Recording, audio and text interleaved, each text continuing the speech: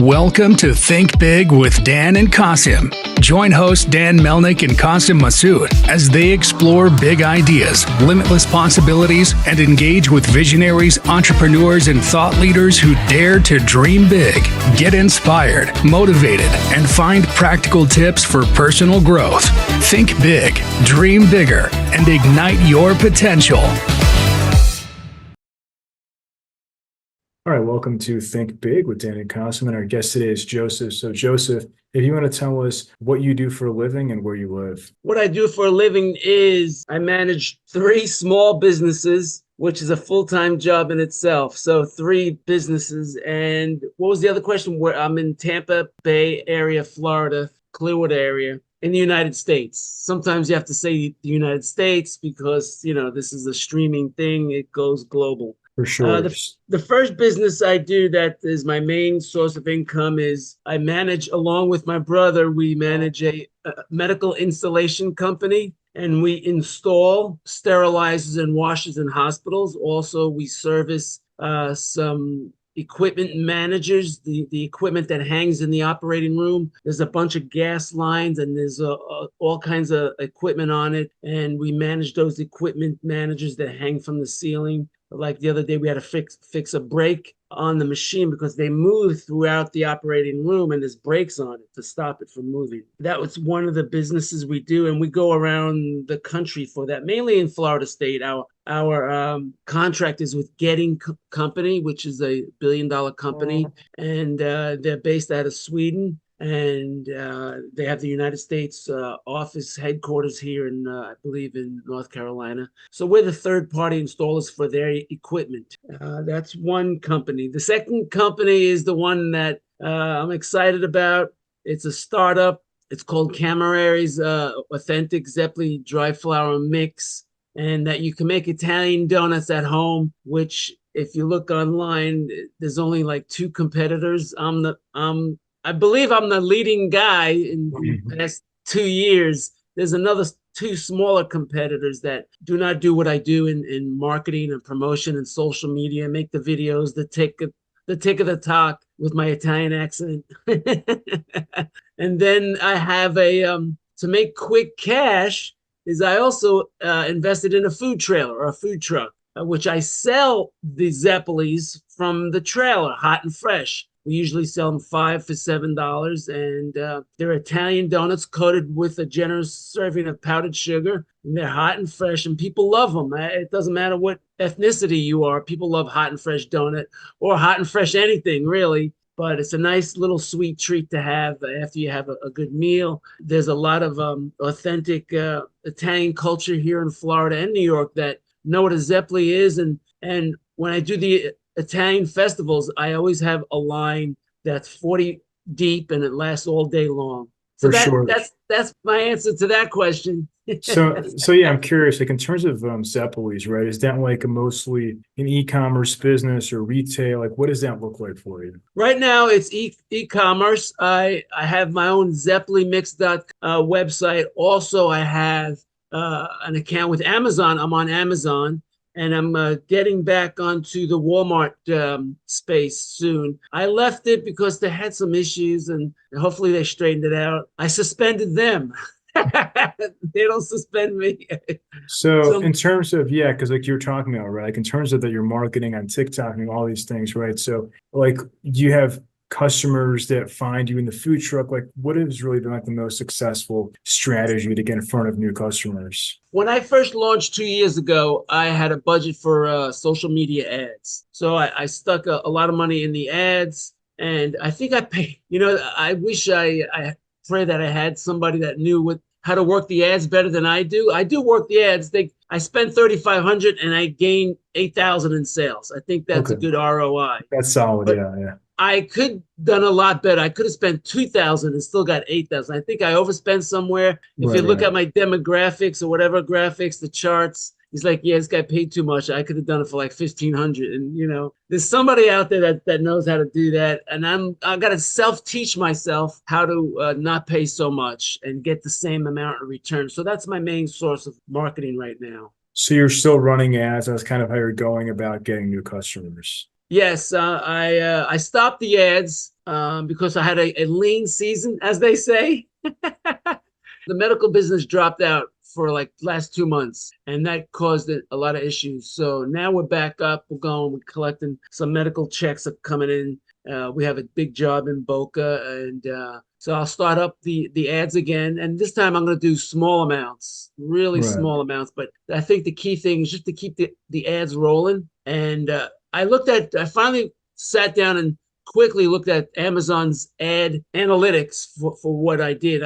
There was one ad that didn't do well, and there was one ad that did do well. It was like the return on investment was 1.5. It was a little more than 1.5%, and I like that one. So I'm gonna probably adjust that and put more money into that one and keep the Amazon ads going. For sure. So I guess like once somebody buys from you one time, how do you measure the customer lifetime value? How do you get people to keep coming back and buying more? My website is connected based on Shopify. So I'm connected with Shopify. They have great analytics and marketing and do that. So I have a 33% customer retention rate, something like that, where I got, repeat customers, and then they also have in their apps. I'm learning their apps. And the biggest thing that in e-commerce is that we get a thing called abandoned carts. Right.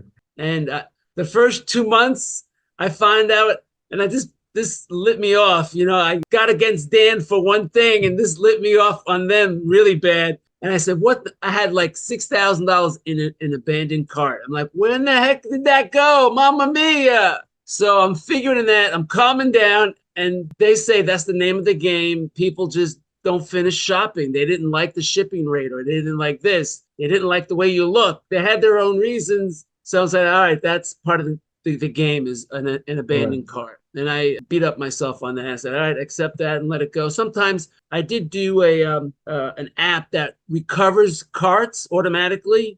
Right.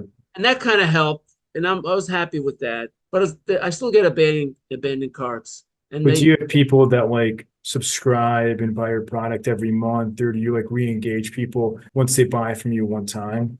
I want to say I don't, but I have people that buy regularly. Over the past 2 years, I see the same names. Hey, how you doing? And the same names come up, and then out of the blue, I don't for them out of the blue, I'll call them up, and they're going, "Is this guy? Hey, how you?" They get so excited that I call myself Chief Zeppole Officer instead of Chief Executive Officer. So I say, "Is this the Chief Executive Officer?" They all get excited that the head guy of the company calls them. And so those people, I definitely give a little extra service, as you want to say. And then so I solidify their loyalty to my brand, and they don't go anywhere. And so that's how I do that. Hopefully that answered your question. Yeah, for I get sure. ADD. I forget things. I knew I had to. So we're all talking about my business. So here's the product. Okay, awesome. Okay, cool. See it right there. That's awesome. Anyway, the question was, well, in terms of like, what is your vision, right? Like, are you focusing on getting into like retailers, or, focusing more on doubling down? Because like you mentioned, right, spending more ad dollars on, D2C and Amazon. So is that kind of like, are you planning on being fully e-commerce, or are you going to really like look to get into some shelves in stores? Great question. And that's a question I've been praying on and meditating on, because for small business startups such as myself, is we all ignorantly want to get on the Walmart 5,000 store list and do that right away. Then you go back and you look, how do you supply that?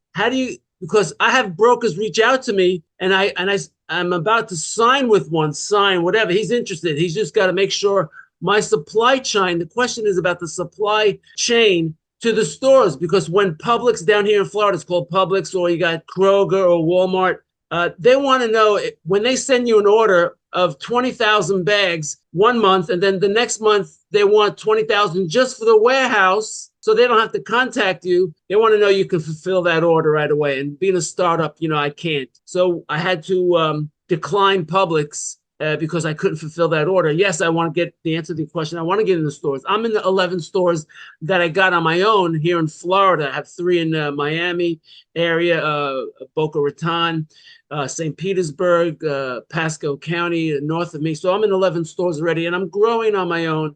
Years ago, my family had their own Camereri's Italian bakery, and we had 40 stores without fresh Italian bread. So I know I can get back up to 40. But after that, I'm going to need a food broker. And I also contacted a big distributor, and they're willing, the division of this one company is willing to work with me and grow with me because they know they love my product. And the president of that division is an Italian guy. And, I told him, listen, we're running out of Italians. I need you to help me to grow the business. He's like, yes, I know. So they got the product. They're studying it. They're sampling it. I sent them a whole bunch of cases or bags. But getting on the stores is the ultimate goal for some people who have the money. If I had $500,000, I'd be like, yeah, let's go do it. Let's go get in. So yeah, that essentially that you're, yep. Yeah, like, are you looking to raise or just more so like saving up the funds, like, like from your sales? And then once you have enough, you can reinvest to actually go and have those orders. What I'm doing is, now I used to be a former stockbroker, Series 7 license. And the biggest thing, and we all know Shark Tank too. I'm not going to talk a lot about Shark Tank, but we all get it now that to go big, you need a lot of money. We all know that. Small mom and pops. If you don't have money, you have to go out and get it. And that's what point I know I'm at. I'm going out and get it. I'm going to get some private equity. There's companies out there that fit my brand, that fit my uniqueness. And I'm going out to get some big money to start that ball rolling, because I'm on the top. Basically, if you look at the pyramid, I'm on the top. I'm on the top. I'm a rock. And I need to build that rock big and then push it over the hill and let it collect and make it the bigger rock, And then when it gets down to its maintenance level, that's when you start building up, when you have that extra capital, that extra oomph equity. So that's where I'm at with expanding the brand. For sure. So in 2024, many companies use high-level technology like AI. So do you currently use AI in the business? And if not, where could AI maybe come in and add value? Guess what? I am since I listened to Gary Vaynerchuk, Gary V, and I do a lot of social media. I love a lot of social media. I love doing the videos. Yes, I do use AI. I downloaded the Chat GPT free version. Now they're going to charge. Of course, it's a free version. So I have Chat GPT write me some articles, and I post them and I test them out on LinkedIn. And one was in the tone of Jennifer Aniston, how she loved it, using the Friends personality. And then I took that and I threw it onto the Facebook, where my main source, where I grew my business, was Facebook and Instagram, my main platforms. TikTok, not so much. I got to do more fun stuff with that. I love the green screen, but that's what I do. Yes, I do little Chat GPT to create articles, and I just supply the assets of the video or a photo image, and that answers that question, I think. For sure. But have you thought about AI for like customer service, for people that have questions about your product, things like that? No, because some of the questions, I would have to really sit down with the AI and say, hey, if this question comes up, answer it like this. So there's a lot of, I would love to do that. Yeah, there's a lot of automation done when I was in the digital marketing school, learning how Facebook works for their little messenger. Yeah, I would have to really get detailed with that. I haven't done it yet. For sure. So what would you say is like the one biggest piece of advice that you wish you knew before you started this business? It's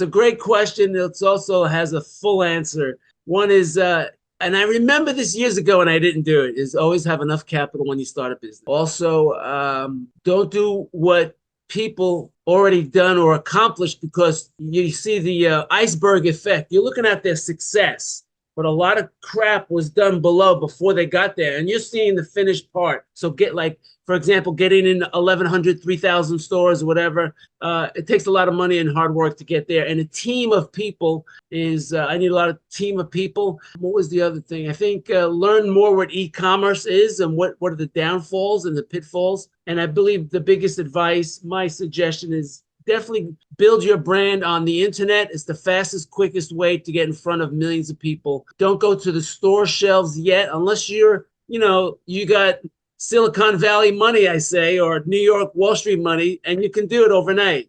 That's what big companies do. They have a new product done, they just pay for it, and they got a following.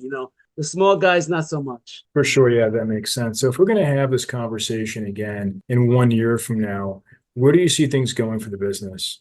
I'll be in a lot more stores. I'll be doing a lot more. I also do in-store demos, and I would have found and received some private equity money, and then I would have come out with I'm coming out with a smaller bag. So when you go to the store and you hit your category and there's nobody in your category, you come out with another product SKU. So I'm coming out with a smaller version of this. This bag, 21 ounce, makes makes 30 pieces of Zeppoles, which is kind of a lot for a small family. So I'm coming out with a smaller bag, another SKU, which makes only like an intimate 15 pieces. And then I'm coming out with another product that I'm going to be testing maybe next week. And each product that you come out with, it takes a lot of capital and to work with to launch. Makes sense. So if somebody watching this wanted to reach out to you, do you mind sharing your website or social media channels, just, best ways to get in contact with you? Absolutely. I got zeppolemix.com. For my trailer, it's zeppoletrailer.com. My email is onezeppole@gmail.com. That's my public email. I also have a zeppolemix.com email that I don't give out. Awesome. But it's the numeral 1 zeppolemix@gmail.com. And also on my zeppolemix.com website, there's a little chat box, a little AI thing there. Awesome. Well, Joseph, thank you so much for your time today. Dan, thank you so much. God bless you. God bless you. Thanks. All right. Bye. Bye.